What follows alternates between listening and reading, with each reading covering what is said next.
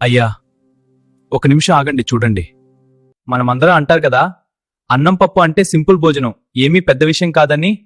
అది అంత సింపుల్ కాదయ్యా, అది పూర్తిగా శాస్త్రమే. మన శరీరానికి కావాల్సిన అమినో యాసిడ్లు అన్నంలో కొంచెం ఉంటాయి, పప్పులో కొంచెం ఉంటాయి. ఒక్కటే తింటే పూర్తి కాదు, కానీ రెండూ కలిపి తింటే మాత్రం సంపూర్ణ ప్రోటీన్ అవుతుందయ్యా. శరీరానికి మంచి బలం ఇస్తుంది, పూర్తిగా తృప్తి ఇస్తుంది. అందుకే అన్నం పప్పు తిన్నాక మనసుకి ఒక ప్రశాంతత వస్తుంది, శరీరం కూడా చాలా సంతులనం అవుతుంది. మన పూర్వీకులు సైన్స్ చదవలేదంటారు, కానీ వాళ్ళు చేసిన ప్రతిదానికి కారణం ఉంటుందండి. అన్నం శక్తి ఇస్తుంది, పప్పు బలం ఇస్తుంది. అందుకే ఈ అన్నం పప్పు కేవలం భోజనం కాదయ్యా, ఇది సంపూర్ణ ఆహారం, సంపూర్ణ జీవన విధానం.